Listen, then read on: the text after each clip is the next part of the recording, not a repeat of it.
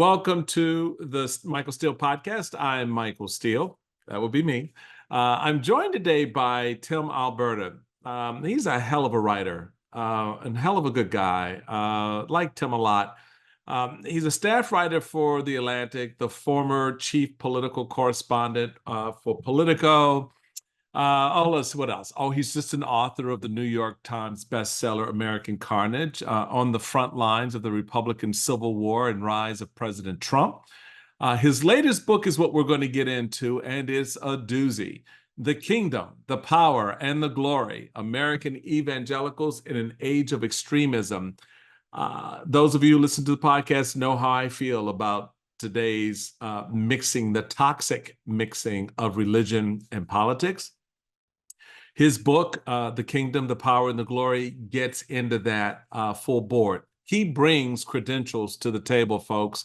As a practicing Christian evangelical, he investigates the corruption of American Christianity and why so many evangelical Christians support Donald Trump. Despite everything that they know about the man, he's their Moses. Reporting from inside and outside hundreds of churches, Christian colleges, religious advocacy organizations, denominational nonprofits, etc. He's found a way to crack that code a little bit and to help us understand just a little bit more what's going on here and what is accounting for Christianity's decline.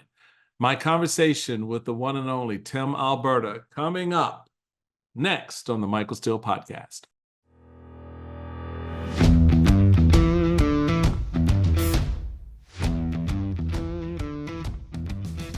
Hey, everybody, welcome to the Michael Steele podcast. I am so glad all I got to say is, get your gin and tonic, get your bourbon, get a glass of milk or a cup of coffee, whatever floats your boat. You want to settle in for this conversation because I'm excited to welcome Tim Alberta to the podcast. Welcome, man. Good to have you back in the neighborhood. Mr. Chairman, thank you. It's good to be here. And I would advise maybe something stiffer than milk for this conversation because, oh boy, by the time we're done, folks are going to need it. I like that. Something stiffer than milk. Well, I'm there. Well, the last time you and I were kind of dancing together was about 18 months, a year ago, almost 2 years ago, I guess now, when your book came out, which was of course, a New York Times bestseller, American Carnage, which was just a fun read, not only because I was a little bit in that book, I do recall from our conversations, but it's kind of, and really in a lot of respects, Tim, it sets up nicely what you get into in your latest book, which of course is a barn burner of a book, The Kingdom, the Power, and the Glory, American Evangelicals in an Age of Extremism. You sort of create the timeline. You can almost see the seeds from American Carnage, which kind of fill out the story here in The Kingdom, Power, and the Glory. Give us a little bit of what that arc was for you in writing, American Carnage, and then sitting down and kind of going, wait a minute, hold up. I'm in this narrative too, because you as an evangelical Christian, your family, your daddy was a pastor. You're connected in this in a way that I don't think a lot of people really appreciate. Yeah, I mean, look, I'm living through it in a lot of ways.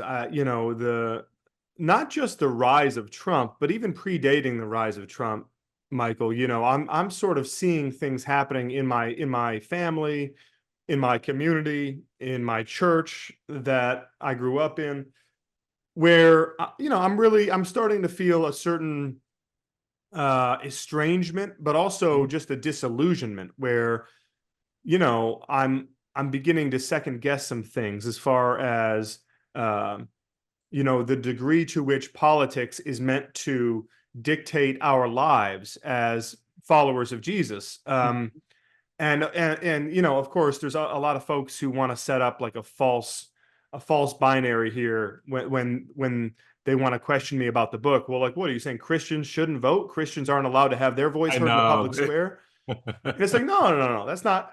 And in fact, the exact opposite. I think it's really important for Christians to have their voice in the public square, there, and to be engaged civically. I think that's their responsibility. But I think keeping the proper proportion here and keeping the proper perspective, where we view politics through the lens of our faith in Jesus. We Yep. don't view our faith in Jesus through the lens of our politics, right? Right. It's just all about keeping, we want to make sure that the main thing is the main thing, that the tail doesn't start to wag the dog. Right. And it certainly seemed to me that the tail was wagging the dog more and more. And then especially as Trump comes along, in many ways, I'm starting to question, okay, like the way that I was brought up and the lessons about, character and ethics, morality, personal integrity being the bedrock of, like, in my house when I grew up, Michael, I mean, to the degree that my dad and mom ever talked about politics, it was all about character, right? Like Mhm. Right. politics was a proving ground for Right. I was going to say character. it's where you went to prove and define your character, because it's a Totally. testing. You were kind of testing the principles that you learned on Sunday in real life experiences Monday through Saturday. That's it. That's it. You strike on something very, very important for me in that regard, because there are two things that I take from what you say. The first is, and I think it's important for people, and those who listen to the podcast, my podcast, know my backstory. Former Augustinian seminarian. I spent time in a monastery. So I come at this from that perspective as a Catholic Christian, you as an evangelical Christian.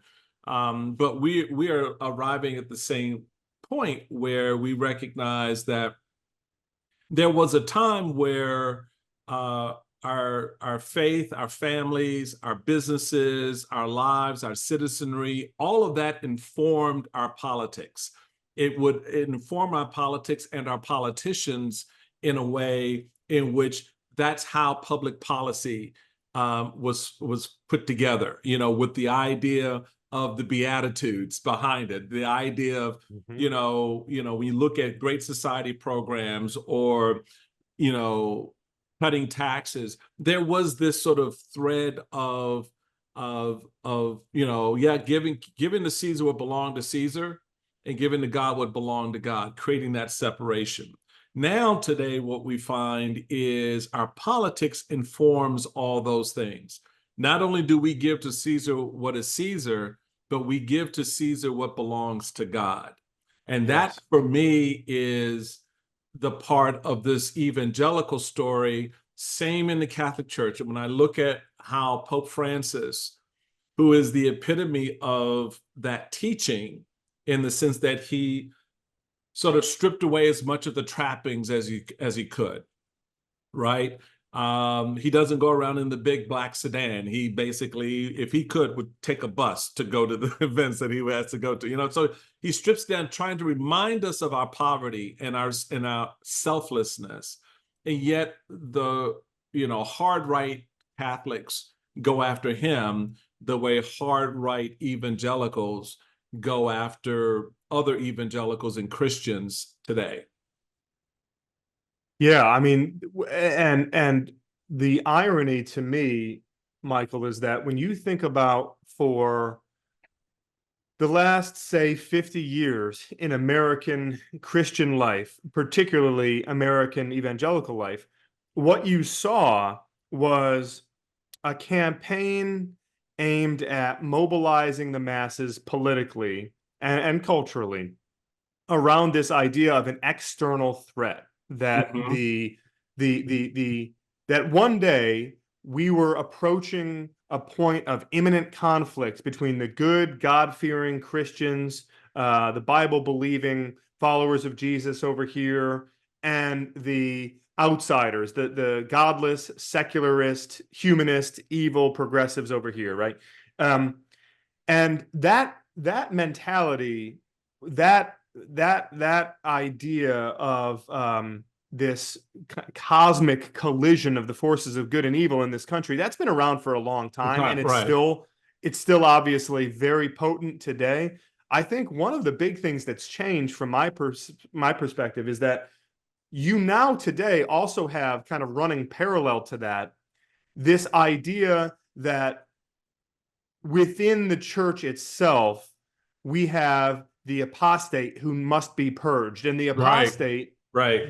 so there's an internal threat, right? It's no longer just the external threat, it's the Right. internal threat, where the apostate is someone who doesn't believe the election was stolen. The apostate is someone who's not willing to speak out against Black Lives Matter. The Right. apostate is someone who got the vaccine, or who wears a Right. mask to Oh, where's a church. mask? Yeah, I mean, right? Like, this is, like, Michael, this is the piece of the book that, when I was doing all the reporting here over a period of years, that I found to be consistently one of the most surprising things. Is I would visit a predominantly white, predominantly conservative, predominantly Republican evangelical church somewhere, and I would spend time with the pastor who'd been there for some period of years, and Right. was really well respected, really well loved by the congregation. And then 2020 hits. And between COVID and George Floyd and Donald Trump and then January 6th, that pastor who has a track record in that community, that pastor who checks basically every box of being conservative, theologically, culturally, politically, a conservative individual, because that pastor would not suddenly turn into like a right-wing militant culture warrior and turn his pulpit into a Fox News soapbox on Sunday mornings, suddenly that pastor became a Marxist. He became woke. He became a, critical race theory espousing, 1619 project teaching apostate in the church. And that is, to me, set aside the external warfare with the culture coming to get them. The internal part is, to me, the most destructive to the church at this point. So I'm glad you went there, because that's how you start this conversation. You talk about your dad was an evangelical minister, and he passes suddenly, and you go home. And, I can almost see the scene in a movie. You come home for the funeral, and you're going through the pain of all of that, and looking for comfort, right? In this community that you grew up in, where your father ministered families and people, only to be confronted by rabid Trump supporters at the church. And it triggers something for you that leads to this sort of, okay, what the hell's going on here kind of moment for you personally. As you're dealing with your own personal tragedy, you're awakened to the reality that there's something else that's happening here. And you begin to stair step us through in the book this journey, as you just started off noting, about how pastors that you were running into suddenly found themselves outside of their own pulpits, as strangers to their own pulpits, because the congregation had pretty much moved in a way overnight almost, that left these pastors and so many others in the community behind. Talk to us a little bit about that discovery of this process, this harassment from the hardliners, the sort of push, and I think you talk. I'm going to have a note here. Pastor Robert Jeffries, getting to a point in this where he said, well, maybe we've gone too far, but then you have other pastors who decide, what the hell, I'm just going to lean into it because there's cash coming in now. And those congregants suddenly are giving more for the MAGA feed of this, as opposed to the spiritual feeding that pastor can do. Talk to us a little bit about that process for you. Yeah, so the journey is born out of this personal hurt that I'm feeling, but also this deep disillusionment where I'm wondering, okay, hold on a second. You know, so much of my understanding of the gospel of Jesus Christ is around identity. This idea that once you give your life to Jesus, that your identity is wrapped up and totally rooted in him and in his kingdom and in this and in the promise of a kingdom that is not of this world that you now belong to. And that is supposed to fundamentally change your life, change your Right. behaviors, change your relationships, change the way that you respond to everything around you, whether it's an election result or whether it's what your kid is being taught in school or whatever. Like there's a code here. And so I thought for a long time that, I was seeing things, observing things, witnessing things in the church, Michael, that were not consistent with that code, and it worried me. But I kind of kept quiet about it because that's what we do when our tribe is betraying us in some way. Right. We don't want to betray the tribe, right? We Right. want to be a good soldier and kind of stay quiet about it. So, but then, yeah, my dad dies and I go through this whole ordeal where I'm starting to think, okay, something is really profoundly wrong. And what I'm finding as I go along the way in the journey are a couple of things. One of which I just described, which is, you have all these pastors who are just like prototypes of faithful, godly men who are trying to do the right thing by their congregations. Their identity remains rooted deeply in Christ, but more and more they're encountering some faction of their congregations who their identity is rooted in something very different, right? Right. And so they're colliding, and it's getting really ugly, and you have these deep divisions being sown in these churches.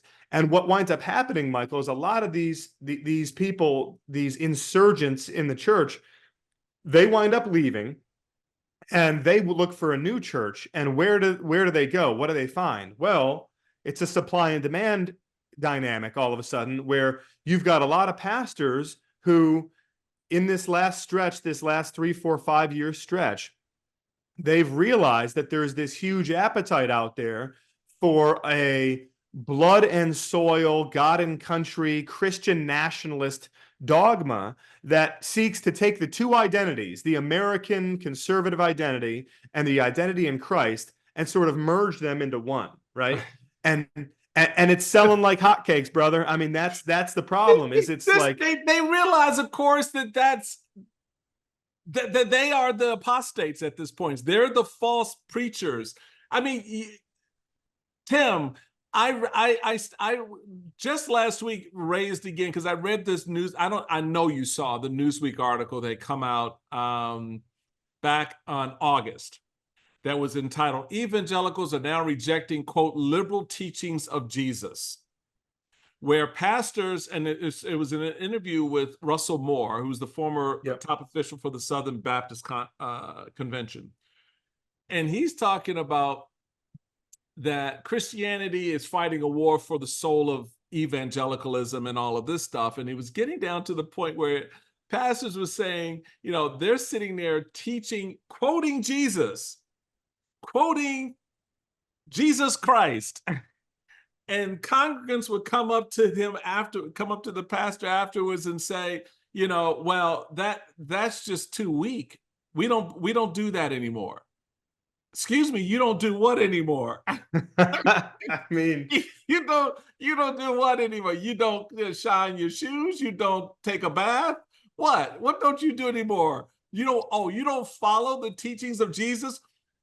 These asses are following Donald Trump. This is the apostasy for me. I just cannot.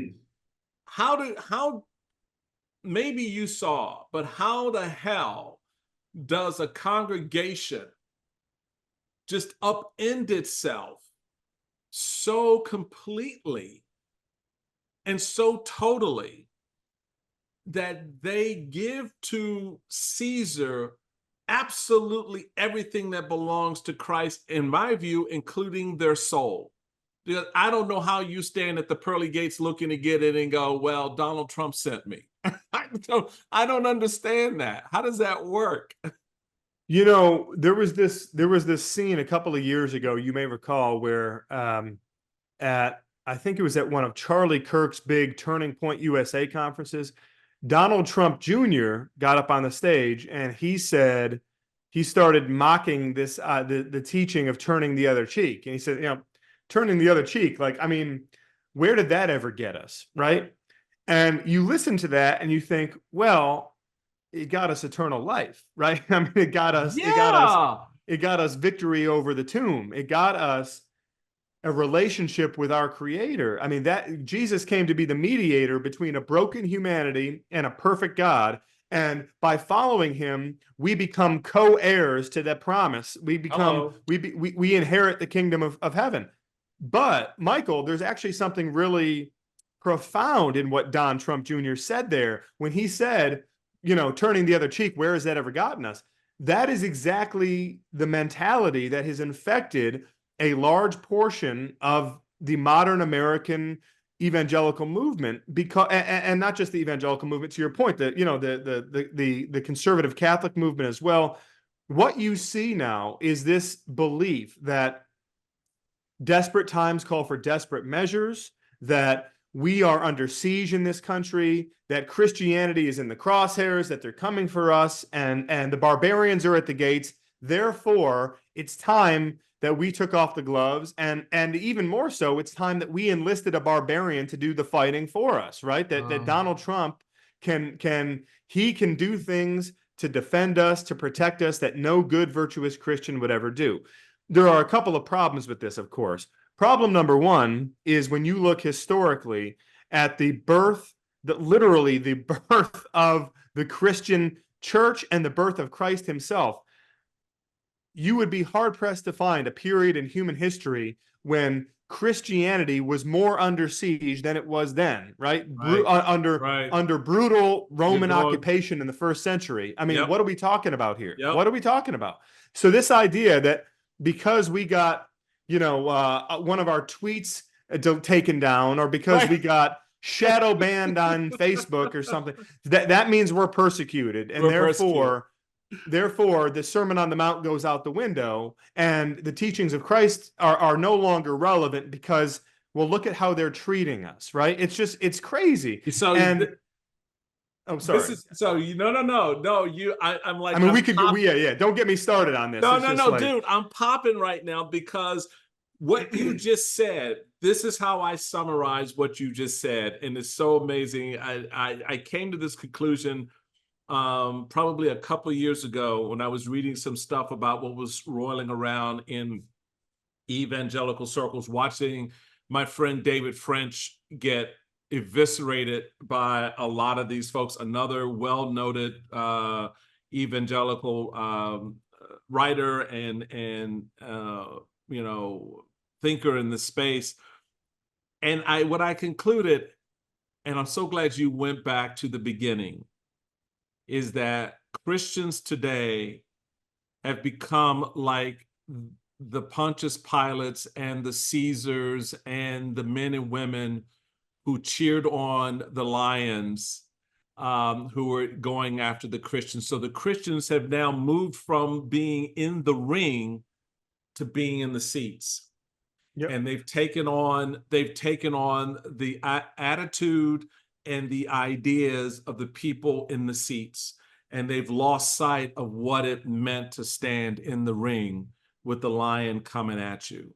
And why instead of fighting the lion, you just went with the grace in the moment and understood exactly as you put it, why Christ came, why he died. It was not to save you from being abused by having a tweet taken down, right? It was something just a little bit bigger than that.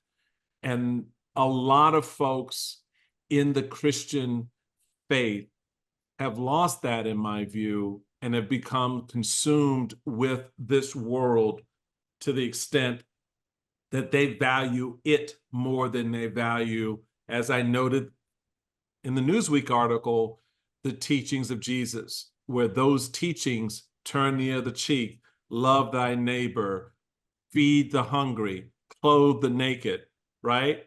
Those things are, as one congregant said, that doesn't work anymore. That's weak. When we get to the point where the teachings of Jesus himself are seen as subversive to us, this is the pastor speaking, then we're in crisis. That's where things are. They see these teachings of Jesus as being a sign of disloyalty to Trump. I don't even, so it really goes to what you were saying about seeing him as the guy who's going to fight that battle for them. So if he's going to fight the battle for us, I got to be loyal to him in that fight. But I'm like, dude, he ain't Jesus. Okay. Well, you know what? And I would even argue, though, Michael, I think it goes way deeper than Trump. I mean, I think what you were just alluding to a minute ago, it comes back to this question of identity. And the reason that I named the book the way that I did, the kingdom, this idea, when Jesus talks in the New Testament, in the Gospels, when he talks about the idea of a kingdom of heaven or a kingdom of God, he uses those terms interchangeably. He doesn't talk about it like it's a fantasy, an abstraction, some mythical thing, some idea. He talks about it like it's a real place, like a physical community of people together, almost a nation, right? The way that he talks about it. And he frames it in binary terms. You can be a part of that kingdom, or you can be a part of one of these kingdoms on earth that ultimately don't mean anything. And remember, some of Jesus's own disciples, remember how defeated and how devastated they are when Jesus tells them, no, I didn't come to defeat the Romans. I didn't come to run a kingdom here on earth. That's not the program, dude. Like, I've got a way more important kingdom. I've got a much grander plan for the ages than fighting with the Romans. That's just not what I'm here to do. And his disciples were just like beside themselves, right? So, but this is so I guess I say this, Michael, like there's nothing new. What this trap, this identity trap, and I think it goes beyond Trump. I think that there is an obsession with this idealized America, this conservative, this ultra, throwback to the 1950s. Mostly white, mostly church going, mostly pious, mostly culturally conservative America. Like that is the ideal that so many of these folks have clung to. That is their kingdom. And anything that threatens it becomes the enemy. And so when you start to think that, and I'd even and then I think take the final layer off the onion here that has to be peeled back, Michael. A lot of these people believe that America is not just a nation that was born out of Judeo-Christian ethics and ideas, but that it is instead explicitly was born to be a Christian nation. That America is in covenant with God the way that Israel was in covenant with God in the Old Testament. So what these folks start to do is they assign a divine set of stakes to the fight for America's soul. That Republican versus Democrat is actually good versus evil, and that this is a spiritual struggle, and that by fighting for America, they are actually fighting for God. And that is just such a warped way to view Scripture, because again, what we see time and time again is that Jesus says, no. This place here, it is completely insignificant. It has nothing to do with the kingdom of heaven. And in fact, to get entry into the kingdom of heaven, you have to leave this place behind. You have to abandon it. That's the whole point. That was the whole point of his coming. It was to say, okay, y'all too wrapped up in all of this. You've lost sight of the place, the Garden of Eden, heaven, being with your Father in heaven, not here. Couple of things on what you just said. One, don't these folks understand that the America that let's go to the origin story. Have they ever read the founders? Have they ever read any of the writings of Jefferson and Washington and Madison and so forth? When it came to faith, their own faith, many of them were not the kind of Christian that these folks are talking about, number one, some were agnostic, some were deist, some were, I mean, very few of them were, Catholic or even Episcopal or Episcopalian or whatever.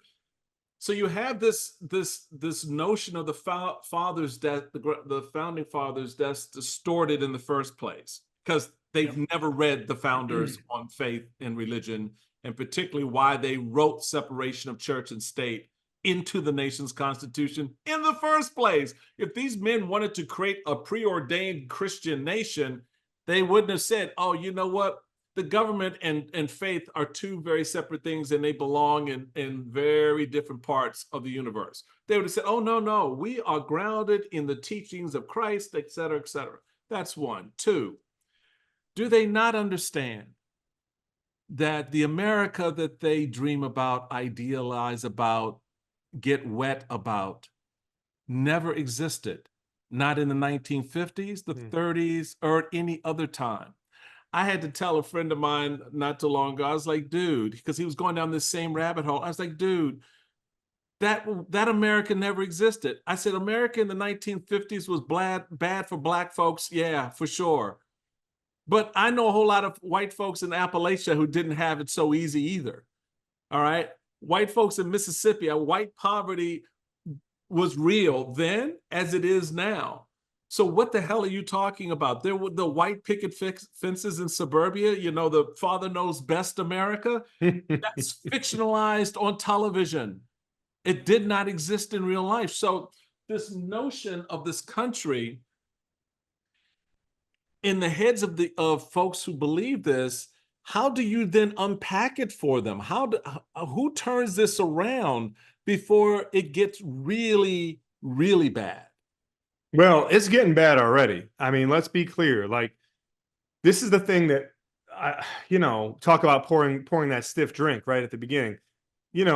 People get uncomfortable when you start having these conversations, Michael. The fact of the matter is, if you look at some of the great crimes against humanity throughout the ages, some of the great tragedies in history, they tend to stem from a merging of authoritarian, tyrannical impulses and religious zealotry, religious identity misunderstood, and the fusing of the two of them together. So, I mean, you look at the Holocaust and the Twisted Cross, you look at the Balkans, you look at what's happening right now in Ukraine. I mean, people fail to appreciate the degree to which it wasn't so much Vladimir Putin, but it was Patriarch Kirill and the Russian Orthodox Church that cooked up the religious justification for the invasion of Ukraine, that we are fighting Satan in Ukraine, right? That this was a holy war. Yep. So when we look at this present situation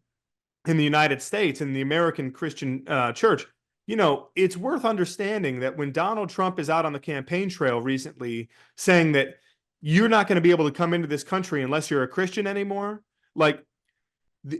if that's not a bright red blinking light that should scare you, just as a citizen, as a member of a pluralistic society that values no establishment of state religion, that values religious freedom. I mean, Michael, this is a crazy bit twist of fate here, because if you go back 10 years, like in the Obama era, end of the Obama era, you heard a lot of conservative evangelicals doing the wailing and gnashing of teeth, talking about the end to religious freedom in this country because of Obamacare, because of court cases around same-sex marriage, this idea that Christians would no longer be able to practice their faith. So religious freedom became this big rallying cry in the evangelical community.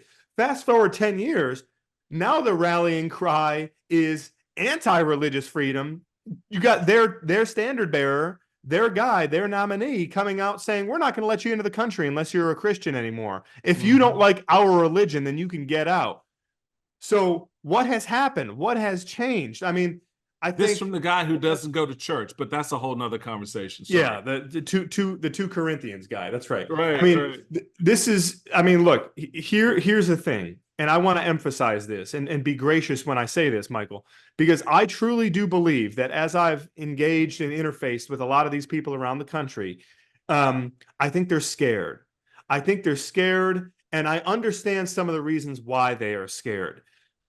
They see a culture that no longer resembles the culture that they once knew. They see things being taught in the schools that they were never taught. They see some of the values in their community that are antithetical to their own personally held values and beliefs. I understand that, and I'm not judging them for it. What I am judging is the response to that fear. Right. Because what we see throughout the ages is that Christians, I need to attribute this to a brilliant pastor friend of mine out in Arizona. He put this point perfectly. He said, look, when you're scared as a Christian, you can reach for one of two things. You can reach for the sword or you can reach for the cross, right? What did Peter do in the Garden of Gethsemane when they were arresting Jesus? Yep. Peter reached for the sword. Reached for the right? sword. And what happened? What did Christ do in that very moment? He reminded Peter, rebuked him, picked up the ear, healed the man whose ear had been severed in front of Peter, and basically said, no, bro, this ain't how you solve this problem. This is not. And then he went to the cross. And then he went to the cross. And this is, dating back to the age of Constantine, Michael, this is the struggle for a lot of Christians when they feel persecuted, marginalized, ostracized, under siege, as Pastor Robert Jeffress would say. They turn to the sword because they believe that the sword, that a strong government, a strong political leader can protect them, when in fact Jesus teaches you that to really gain your life in the kingdom of heaven, you must first lose it on this earth. That to follow me means that you must turn the other cheek, that you will be persecuted, that you will be hated for my name, and that you will be judged by how you respond to that persecution. Right? And Peter, isn't it funny that Peter, that same guy who picked up the sword to try and defend Jesus, right? He winds up writing the definitive epistle on the idea of accepting and embracing persecution, because persecution gives you an opportunity to love these people who hate you and to show them the grace of Jesus Christ and to show them what being a child of God truly means, right? Isn't that a fascinating arc that he goes on? It is. It is an amazing storyline for the narrative of how you go from this idea of responding with militancy and with the sword to understanding that that's not how you're going to get to heaven, but rather you're going to get there by embracing a love for the man or the woman who is persecuting you, embracing this concept of that's why we call it the New Testament, in the sense that now the testimony is moved from an eye for an eye to turn the other cheek. Now the testimony is moved from a litany of things you can't do to things you must do to be with God. And that, what is stunning to me is how much Christianity in the 21st century, this new age of enlightenment, where we have access to so much that we come to know, is actually now blinded by all that into believing what we see playing out right now, that the teachings of Jesus are too woke for me. I can't, that's just not how we're going to do that.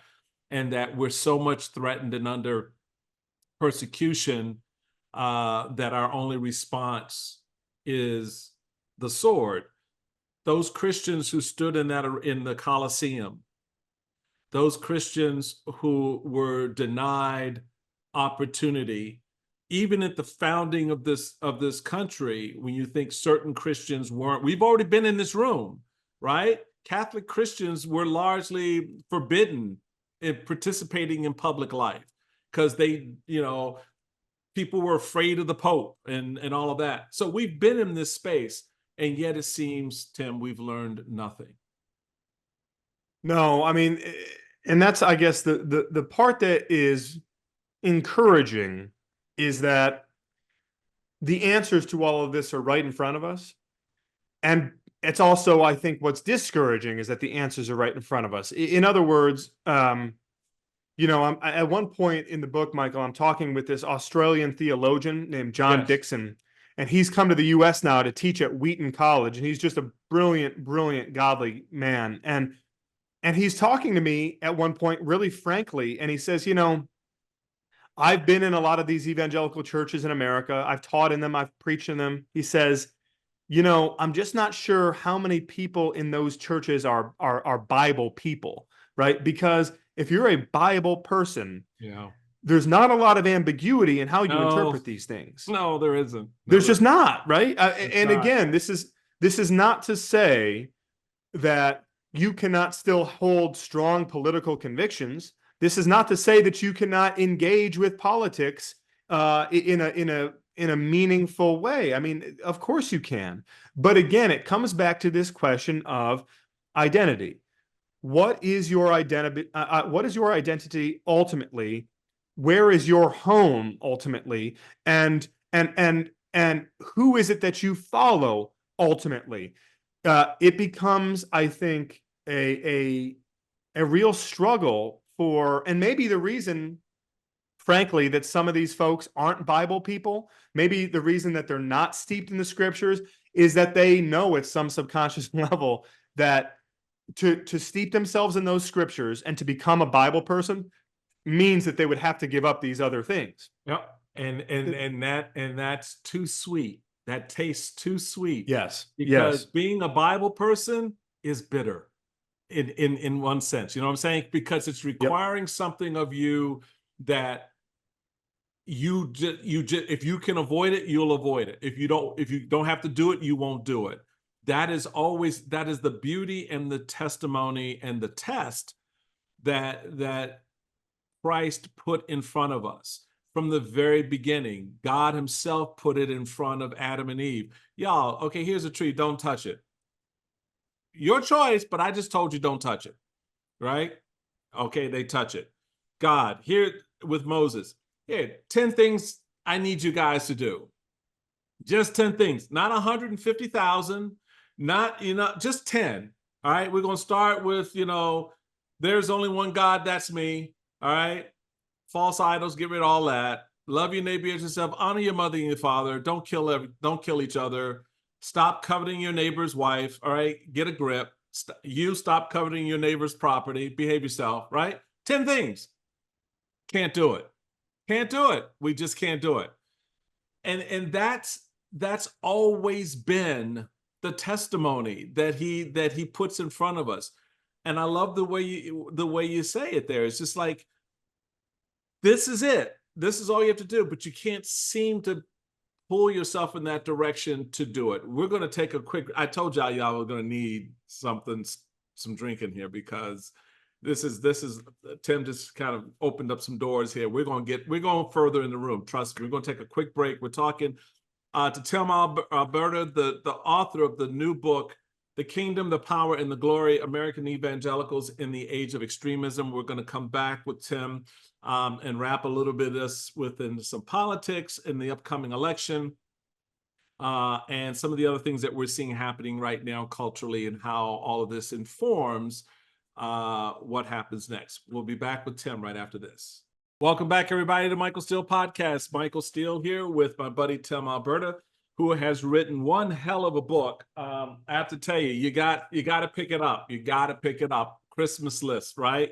Everybody gets a copy. The Kingdom, the Power, and the Glory, American Evangelicalism in the Age of Extremism. Tim, I want to get into so much. What do you? I see you licking your chops over there. There's so much, dude. Look, I got notes. My notes have notes in preparation for this conversation. It is so.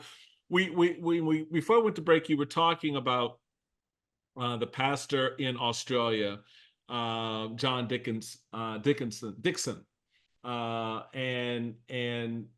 and what his experience was there. You also got into, you embedded yourself into the American Restoration Tour. which you detail that, which to me was my characterization. You're a better man than me. I would have lost it 15 minutes on the bus.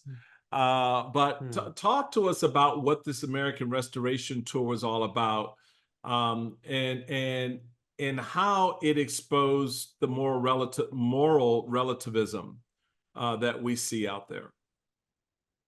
Yeah. So in some sense, it's two sides of the same coin when you talk about John Dickson, this Australian theologian who is coming from a country that just a couple of years ago, Michael, statistically became a post-Christian nation for the first time in its history, right? Mm-hmm. Their Census Bureau there reported that now less than 50% of Australians identify as followers of Jesus. And so he comes to teach in the United States because that's what's coming here. And he's trying to equip Christians here to, as he says, to lose well. What does that mean to lose well, right? He's this idea of, look at the epistle of Peter, look at the, excuse me, the first epistle of Peter, look at the epistles of Paul. The entire shtick in many ways is how to lose well, that we are up against it culturally. We are up against it politically. And you know what? That's okay, because that gives us such a distinct message to take to the people around us, including the people who are beating us and persecuting us and killing us because they don't know God. And we can tell them about God. We can show them God by the way that we live grace-filled, humble, lowly lives as followers of Jesus, right? So that's John Dickson on the one hand. And then on the other hand, you've got the American Restoration Tour. So John Dickson, he's reaching for the cross. The American Restoration Tour, these guys are reaching for the sword, right? They are traveling the country, basically going into all these churches, hundreds and hundreds of churches, and they're getting up, and it's a two-man show. The first guy is David Barton, the fake historian, who he gets up and does an hour-long, very slick PowerPoint homily, basically making the case that the separation of church and state is a myth, that we were founded to be a Christian nation, selectively pulling a lot of quotes and ignoring a lot of inconvenient facts along the way, convincing the people in these congregations that Christian America, as we have known it, is about to disappear, and that unless you stand up and fight and do something about it, using the church as the staging ground to fight back against the forces of secularism, that this country is going to, this Christian nation of ours is about to go extinct. And then the second guy, his partner on this tour, is Chad Connolly, who is a former RNC guy. You probably ran across Chad back in the day. He was the chairman of the South Carolina Party, and then he became Reince's faith-based outreach guy during the 2016 cycle. And he basically gets up and he says to these church members, he says, well, you just heard what David had to say. Now, what are you going to do about it? Right? Like your kingdom here on earth is being overrun. What are you going to do about it? And so it's this really effective symbiotic call and response where they basically scare the hell out of all these people, Michael, and say, pretty soon, you're not going to be able to worship God. You're not going to be able to be a Christian in this country unless you're willing to fight back, and unless you're willing to set the teachings of Christ to the side for a minute and pick up that sword of Caesar to try and, in many ways, as I write in the book in this particular section, it almost reminded me of when George W. Bush said that he needed, in order to save the free market, he had to first violate free market principles. Right. Basically, what they do on this tour is they say, to preserve Christian virtue in this country, you're first going to have to set Christian virtue to the side, because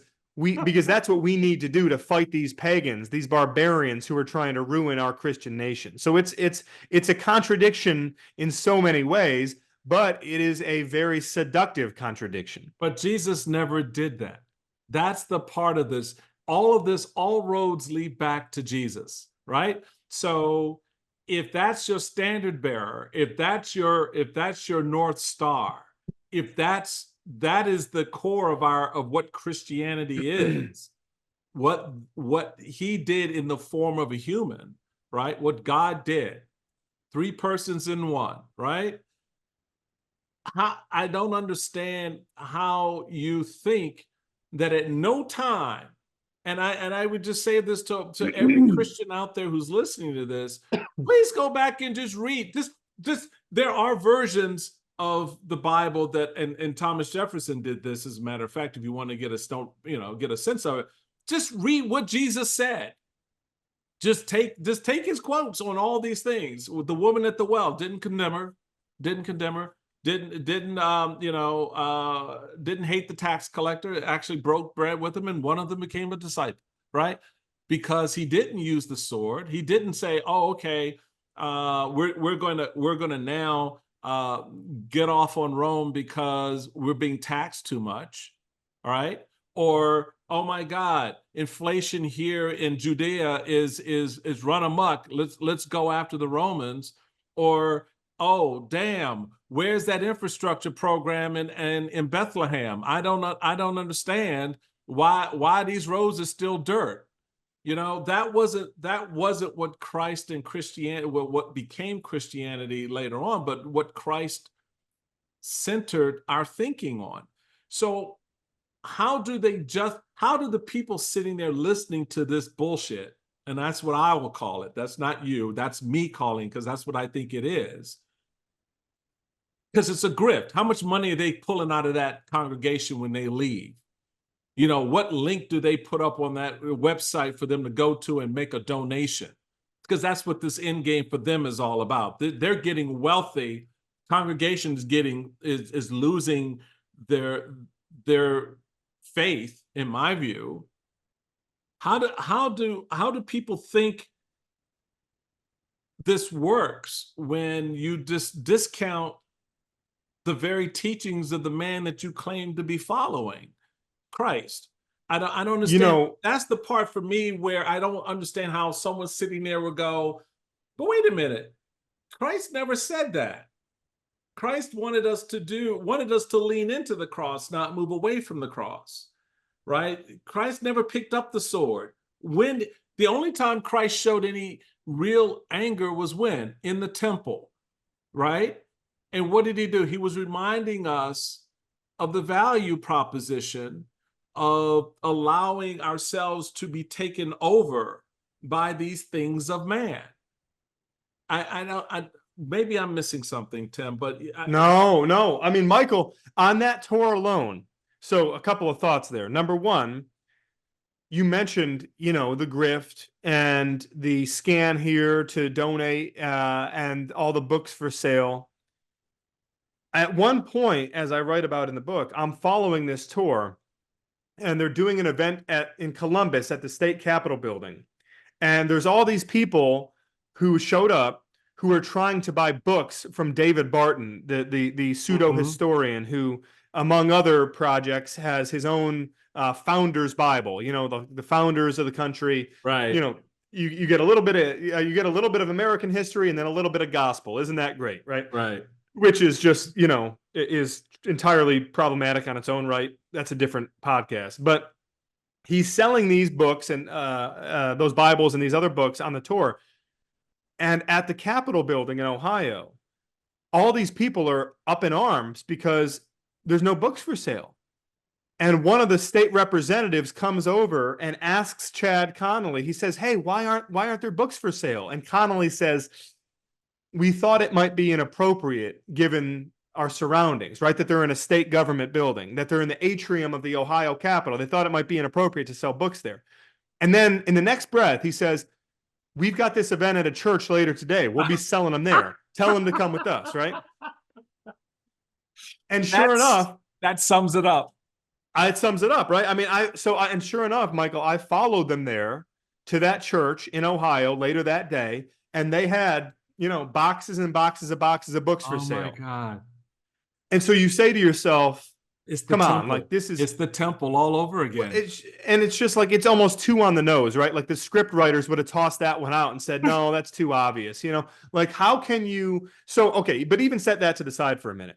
Your question of, how do these people justify it, or how do they figure out a way to compartmentalize in a way that allows them to go to church and to call themselves Christians, but to ignore the teachings of Christ? Well, you know, I would go to when Jesus said that no man can serve two masters. Right. Oftentimes in newer translations says you cannot serve both you cannot serve both God and money, right? But actually the traditional teaching there was you cannot serve God and mammon. Right. And mammon meant more than money. Most of the ancient interpretations of mammon came to believe that mammon represented, as you said a minute ago, anything that can sort of serve our earthly identity, anything that can pull us away from God and get us to focus, whether it's our career, whether it's our family, whether it's our financial security, whether it's our national identity, whether it's the idols that we build in this life.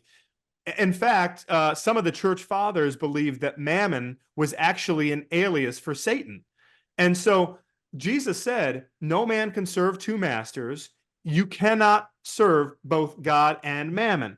And what you see now in these church settings that I'm describing is that they've made their choice, right? Yeah. They've made their choice by trying to have it both ways, Yep. right?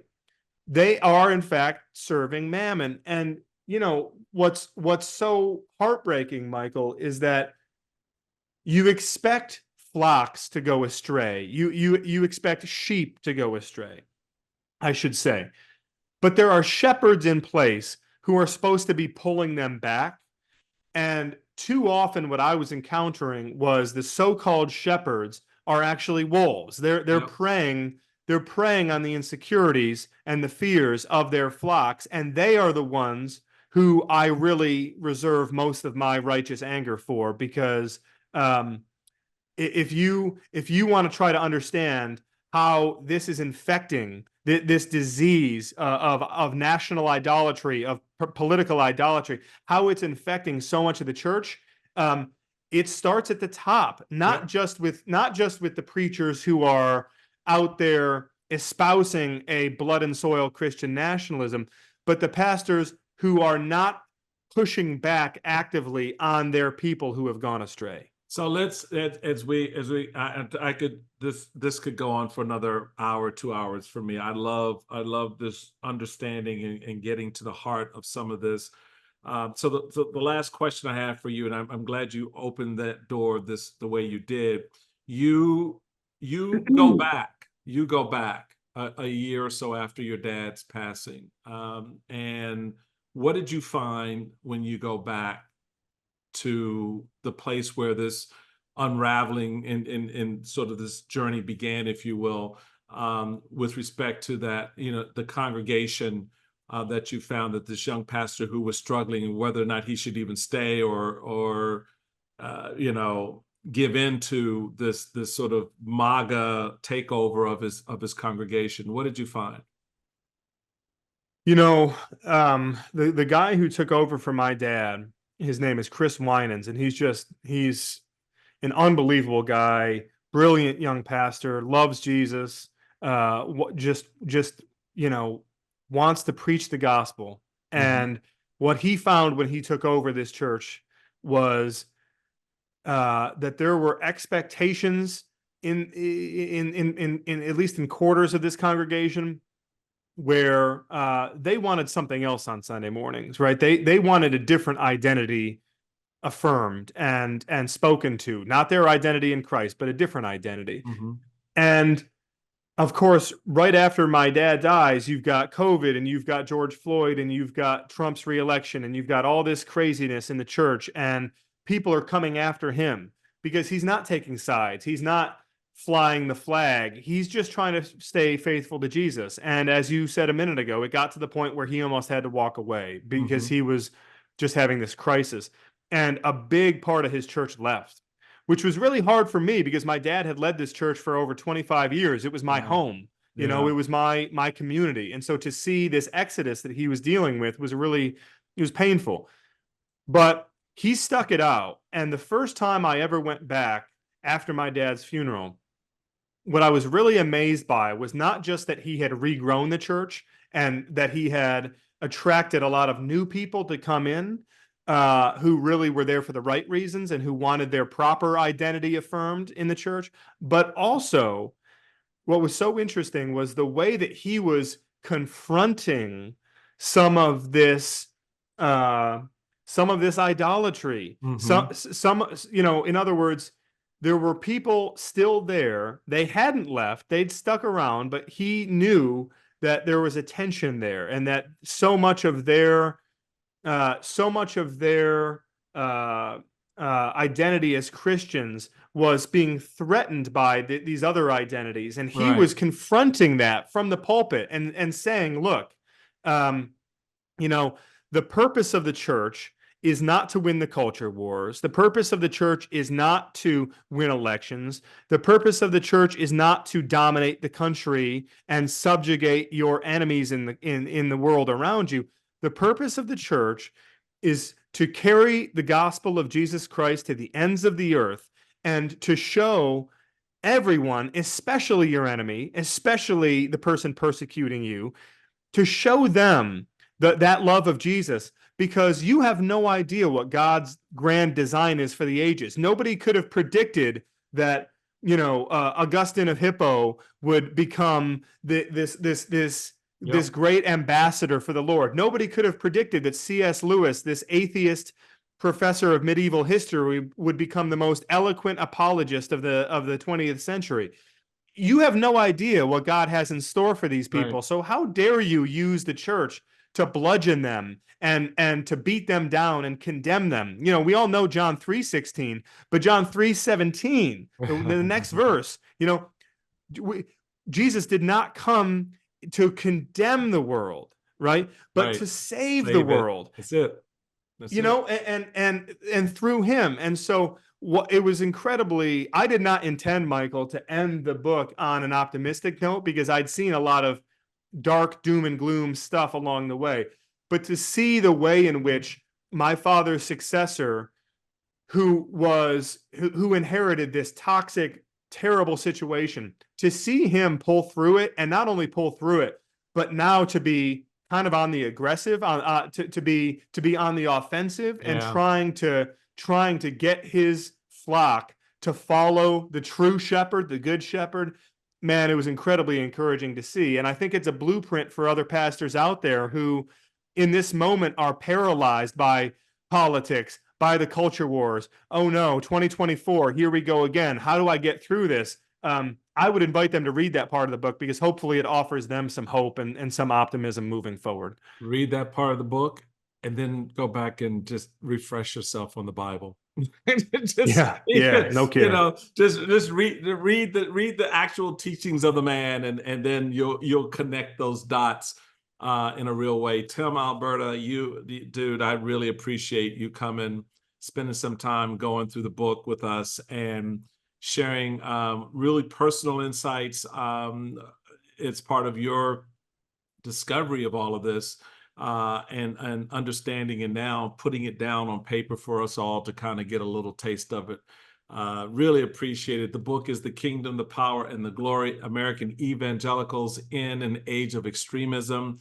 It's out now. Get a copy for the holidays. Settle in. Like I said, yeah, the warm milk, maybe not so much. You probably want to start with the bourbon. So, Or at least a but glass of wine. yeah, or a basic glass of wine. Because now, when you get to the end of the book, when you get to the part we were just talking about, yeah, then the warm milk may help a little bit. But in the meantime, Tim, I want you to have the best and the blessed holiday ahead of you and your family. And thank you for this work, man. I think it's important. Personally, I do.